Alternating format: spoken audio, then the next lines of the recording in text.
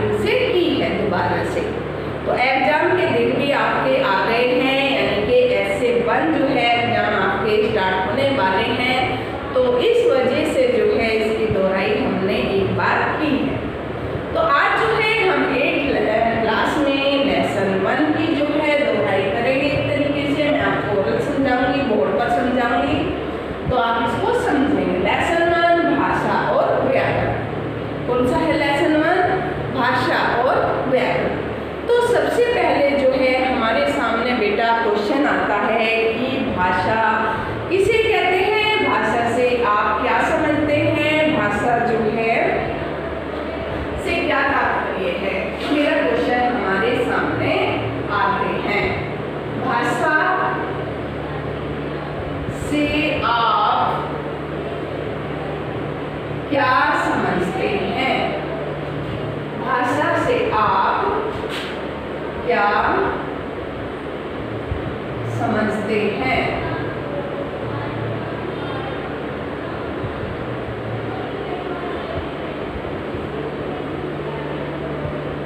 ठीक है, तो भाषा से आप क्या समझते हैं, सबसे पहले मैं बताऊंगी आपको।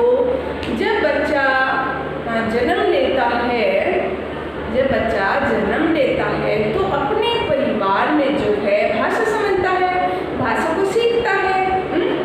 भाषा को सीखता है ना, तो सबसे पहले क्या सीखता है, स्वर और व्यंजन सीखता है। अ अ अ अ प प प प म म म म। तो इस तरीके से जो है बेटा वो स्टार्टिंग में सीखता है। क्या सीखता है, जो है स्वर और व्यंजन को सीखता है, जिनको हम वर्ण कहते हैं। तो यहाँ पर मैंने क्वेश्चन लिखा कि भाषा से आप क्या समझते हैं। स्टार्टिंग से लेंगे ना कि जब हम अपने भाव को दूसरों के समक्ष रखना चाहते हैं, उसको कुछ कहना चाहते हैं और उसके भाव को अपने आप हम समझना चाहते हैं, तो यानी कि भाव के आदान प्रदान को हम क्या कहते हैं, भाषा कहते हैं। यानी कि जो हमारे भाव है हम उनको कहना चाहते हैं, दूसरे को कहना चाहते हैं, या वो हमें कुछ कहना चाहते हैं, तो यानी कि भाव के आदान प्रदान को हम भाषा कहते हैं। क्लियर? जैसे बच्चा जो है अपने परिवार में सीखता है, शुरू में वर्ण सीखता है ना कि अ अ अ अ, तो उसको क्या कहते हैं, जब बच्चा अपने परिवार में जो भाषा सीखता है उसको क्या कहते हैं, उसको मातृभाषा कहते हैं, कि उसने जो है वो भाषा अपने परिवार में ही सीखी है। तो फिर बेटा हमारे सामने आता है कि भाषा जो है कितने प्रकार की होती है, भाषा कितने प्रकार की होती है। नंबर 1 जो होती है बेटा लिखित भाषा,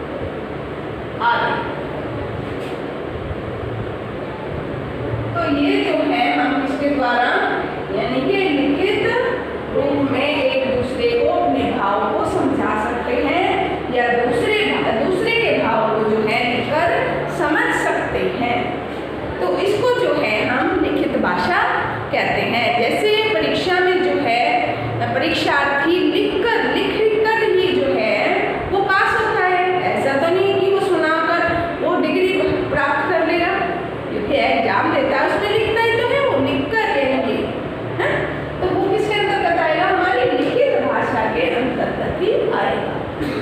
सेकेंड, मौखिक भाषा जो है आपकी, कि मौखिक भाषा जो है किसे कहते हैं? मौखिक भाषा जो है बेटा, हम अपने भाव को दूसरों के समक्ष और दूसरों के भाव को जो है अपने आप समझने की जो कोशिश करते हैं या समझाने की कोशिश करते हैं, उसे मौखिक भाषा कहते हैं। यानी कि भाषा का आदान प्रदान करने का जो साधन है वो मौखिक रूप है हमारा, यानी कि अपने भाव को दूसरों को समझाना, दूसरे के भाव को बोलकर जो है समझना, तो ये कौन सा है? यानी कि मौखिक रूप है। तो इसमें जैसे आप उदाहरण दे सकते हैं, मोबाइल द्वारा, टेलीफोन द्वारा, टेलीफोन, मोबाइल,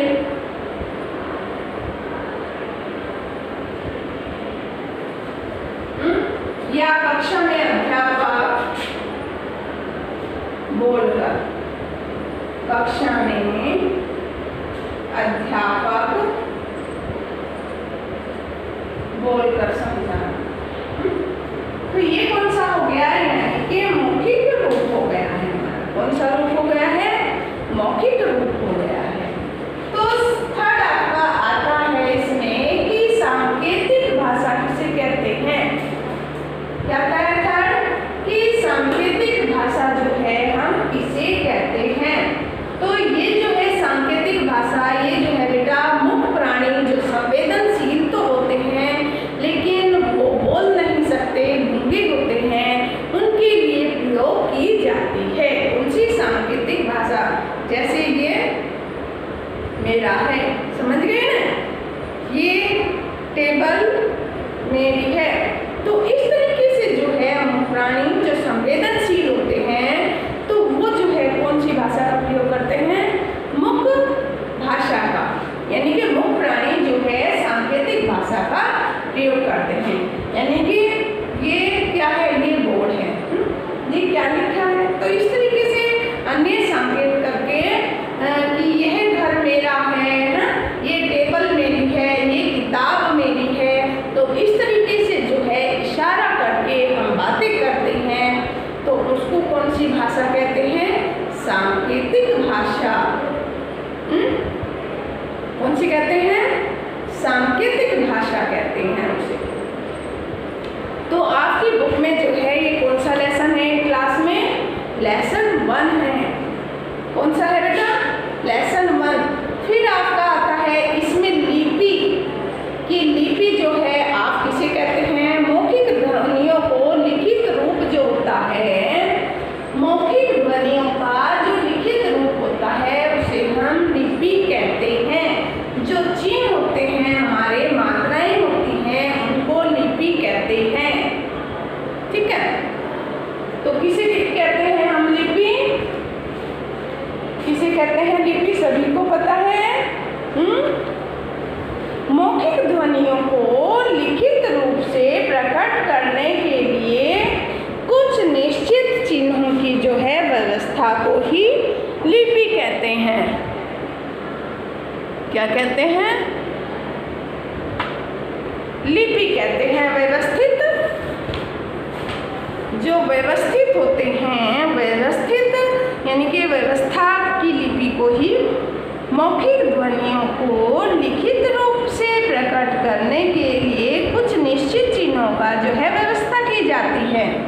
जैसे हमारी राष्ट्रभाषा हिंदी की लिपि जो है वो कौन सी है? वो देवनागरी है। कौन सी है? देवनागरी।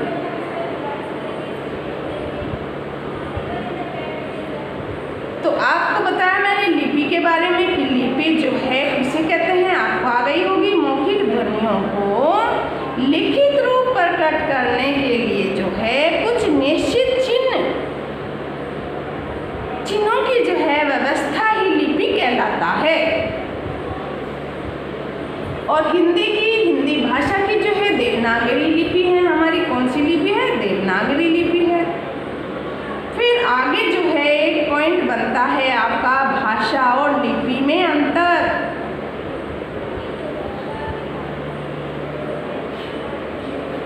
भाषा और लिपि में अंतर। नेक्स्ट क्वेश्चन क्या बनता है? यानी कि क्वेश्चन नंबर 2 क्या बनता है? भाषा और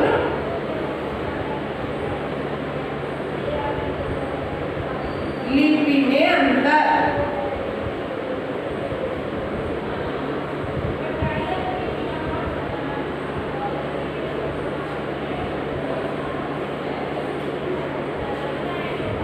तो इसमें अंतर आपको इसकी डेफिनेशन देंगे और लिपि की, ठीक है, तो ये अंतर आ जाएगा। जैसे भाषा किसे कहते हैं? भाषा अपने भाव को दूसरों के समक्ष प्रदान करना या दूसरों के भाव को अपने समक्ष प्रदान करना भाषा कहलाता है। समझाना, भाव को अपने आदान प्रदान करना, विचारों का आदान प्रदान करना ही भाषा कहलाता है। और लिपि जो है ये बोलकर जो है हम भाषा प्रकट कर सकते हैं, बोलकर भी जो है इसको प्रकट कर सकते हैं। जबकि लिपि जो है वो लिखने के ढंग को लिपि कहते हैं। किसको कहते हैं? लिखने के ढंग जो होता है वो हमारा ही लिपि होता है। कौन सा होता है? लिखने के ढंग को ही लिपि कहते हैं। कि जो हम भाषाएं बोलते हैं उनको अगर हम लिखकर प्रकट करेंगे तो वो लिपि कहलाती है। जो नियम इसमें लागू होते हैं यानी कि भाषाओं के लिखने का ढंग ही लिपि है। भाषाओं की तरह लिपियां भी अनेक प्रकार की होती है। भाषाओं की तरह लिपियां भी अनेक प्रकार की होती हैं।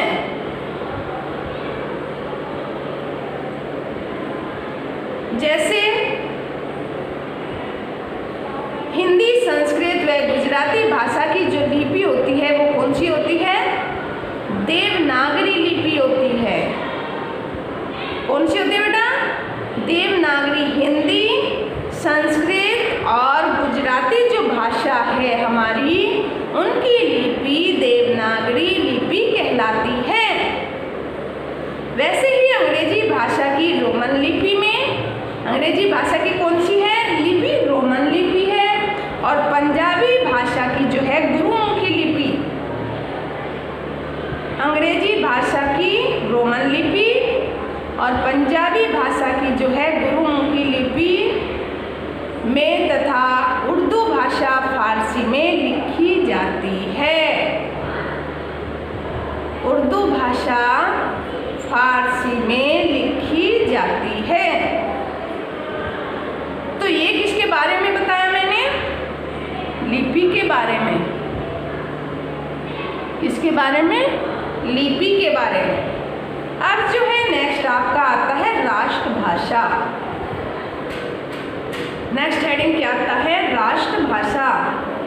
कि जब संविधान किसी भाषा को प्रशासन की भाषा घोषित कर देता है तब उस भाषा को राष्ट्रभाषा कहा जाता है। जब संविधान किसी भाषा को प्रशासन की भाषा घोषित कर देता है तब उस भाषा को राष्ट्रभाषा कहा जाता है। 14 सितंबर सन 1949 में जो है पारित भारत के संविधान के अनुच्छेद 343 के अनुसार जो है हिंदी को भारत की राष्ट्रभाषा की मान्यता प्राप्त हुई। प्रशासन के सभी कार्यों में हिंदी भाषा का ही प्रयोग अनिवार्य है। यानी कि आपको पूछा जाए कि हमारी जो हिंदी भाषा है, राष्ट्रभाषा है, इसको जो है राष्ट्रभाषा कब पारित कर दिया गया? यानी कि 14 सितंबर कितना? 14 सितंबर 1949 में पारित भारत के संविधान के अनुच्छेद 343 यानी कि 343 के अनुसार हिंदी को भारत की राष्ट्रभाषा की मान्यता प्राप्त हुई और प्रशासन के सभी कार्यों में हिंदी भाषा का ही प्रयोग किया जाता है। किसमें? प्रशासन के सभी कार्यों में। तो पहले मैंने आपको बताया कि भाषा जो है किसे कहते हैं। जब छोटा बच्चा होता है वह कौन सी भाषा सीखता है, कहाँ से सीखता है। भाषा के कितने रूप हैं? 3 रूप बताए हैं मैंने, मौखिक, लिखित और सांकेतिक। इनकी डिटेल्स, इनके जो है उदाहरण मैंने आपको बताए हैं। फिर मैंने बताया आपको कि लिपि किसे कहते हैं, भाषा और लिपि में क्या अंतर है। ये सारी डिटेल्स आपको आ जानी चाहिए। अब है हमारा कि व्याकरण, ग्रामर। क्या है? व्याकरण यानी कि ग्रामर। व्याकरण जो है बेटा किसे कहते हैं, व्याकरण से क्या तात्पर्य है, व्याकरण से आप क्या समझते हैं, इसको अच्छी तरह समझेंगे। व्याकरण जो है 2 शब्दों से मिलकर बना है। किससे बना है? व्याकरण जो है 2 शब्दों से मिलकर बना है। ये क्वेश्चन लिखते हैं हम कि व्याकरण किसे कहते हैं।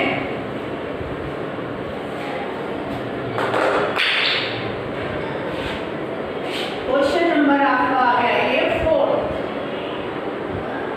व्याकरण किसे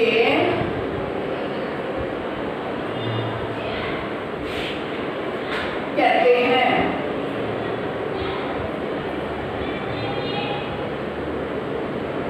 सबसे पहले जो है व्याकरण का शाब्दिक अर्थ वी प्लस आकरण। वी प्लस आकरण।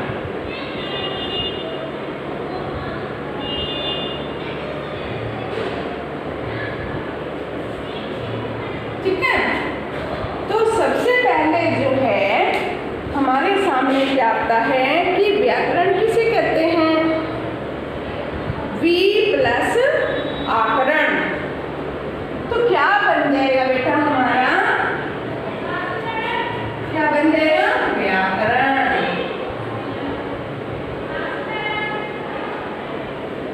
क्या बन गया है? व्याकरण। कि व्याकरण का जो है शाब्दिक अर्थ क्या है, वी प्लस आकरण। वी प्लस आकरण यानी कि व्याकरण। वी विशेष रूप और आकरण शुद्ध करना। वी से क्या होता है कि विशेष रूप और आकरण से यानी कि शुद्ध करना। किसी वाक्य को शुद्ध करना, किसी शब्द को शुद्ध करना, किसी सेंटेंस को शुद्ध करना। व्याकरण वह शास्त्र है जिसके द्वारा भाषा को शुद्ध रूप से बोलने व लिखने के जो है नियमों का ज्ञान होता है।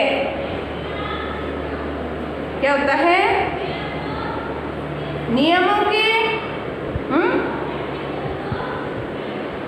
कि जो है जिसके द्वारा भाषा को शुद्ध रूप से बोलने व लिखने के नियमों का ज्ञान होता है, उसे व्याकरण कहते हैं। व्याकरण के ज्ञान के बिना किसी भी भाषा का समुचित ज्ञान नहीं हो सकता। अगर हम व्याकरण का भाषा में प्रयोग नहीं करेंगे तो उसका जो है हमें समुचित यानी कि पूरा ज्ञान नहीं हो सकता। भाषा को सीखने के लिए उसके वर्णों, शब्दों तथा वाक्यों का ज्ञान होना आवश्यक है। शब्दों, वर्णों, शब्दों और वाक्यों का जो है ज्ञान होना आवश्यक है। अतः व्याकरण में वर्णों, शब्दों तथा वाक्यों पर विचार किया जाता है। अतः व्याकरण में वर्णों, शब्दों तथा वाक्यों पर विचार किया जाता है। फिर आगे क्वेश्चन आता है कि इस प्रकार व्याकरण के 4 भाग किए जा सकते हैं। किस प्रकार व्याकरण के कितने भाग किए जा सकते हैं? इस प्रकार जो है व्याकरण के 4 भाग किए जा सकते हैं।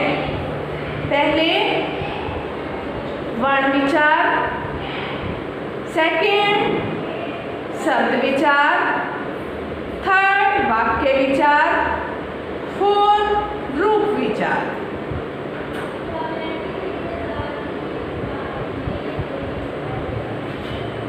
सबसे पहले हमारा क्या है बेटा?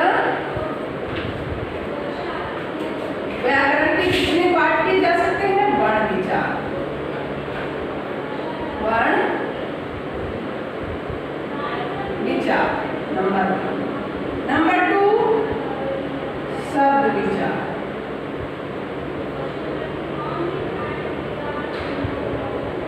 वर्ण से क्या बनता है? शब्द, और शब्द से क्या बनता है हमारा?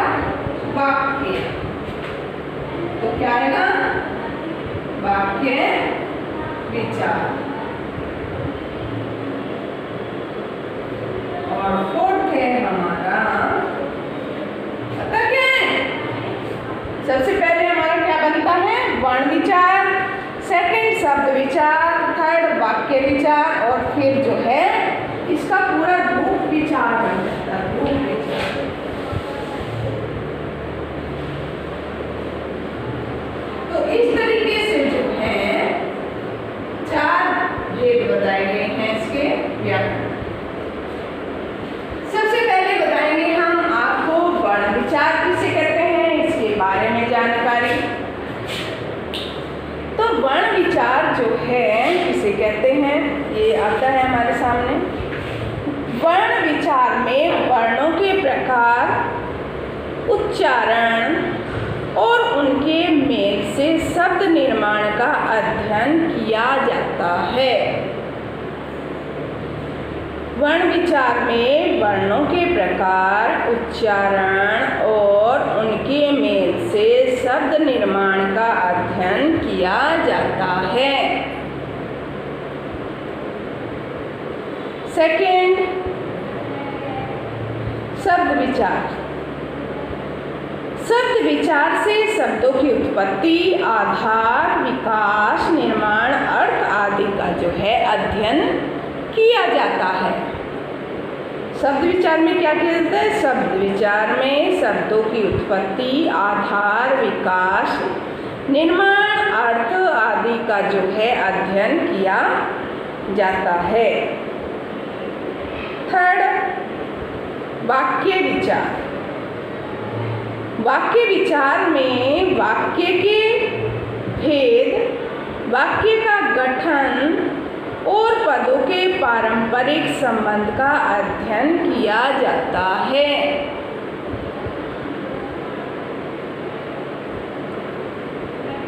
फिर रूप परिवर्तन में क्या आएगा कि रूप विचार में शब्दों के वाक्य में प्रयुक्त होने पर आए रूप परिवर्तन, उनकी रचना, उनके भेद, उनके कार्य का विचार किया जाता है और वाक्य में जो है प्रयोग किए गए शब्दों को रूप या पद भी कहते हैं। रूप या पद किसे कहते हैं? जैसे मैंने आपको बताया था कि पद जो होते हैं शब्दों का सार्थक समूह जो व्याकरणिक दृष्टि से लिखा जाता है उन्हें हम पद भी कहते हैं। शब्दों का सार्थक समूह जो व्याकरणिक दृष्टि से लिखा जाता है उन्हें हम पद कहते हैं। तो ये बताया बेटा मैंने आपको कि व्याकरण किसे कहते हैं। व्याकरण जो है 2 शब्दों से मिलकर बना है, वी प्लस आकरण, व्याकरण। और व्याकरण को जो है हम 4 प्रकार से हम बांट सकते हैं। सबसे पहले वर्ण विचार, सेकंड शब्द विचार, थर्ड वाक्य विचार और फोर्थ जो है आपका रूप विचार। कि उसमें जो है हम इस तरीके से वाक्य को रूप देते हैं। तो इसमें जो है व्याकरण के द्वारा उनको शुद्ध करना और उनको जो है व्याकरणिक दृष्टि से लिखना ही व्याकरण में विचार आ जाता है। तो आज यानी कि 8 क्लास को मैंने लेसन 1 का जो है डिटेल्स संपूर्ण बताई है। तो इसका जो है बेटा आप अध्ययन करें। कल जो है मैं आपको एक्सरसाइज करवाऊंगी। तो सभी बच्चे जो है अपनी आरोही हिंदी व्याकरण लेसन 1 को निकाल कर बैठेंगे। ठीक है, आज भी मैंने आपको लेसन 1 में क्लास में पूरी डिटेल्स आपको बताई। तो सभी बच्चे वीडियो पर ध्यान देंगे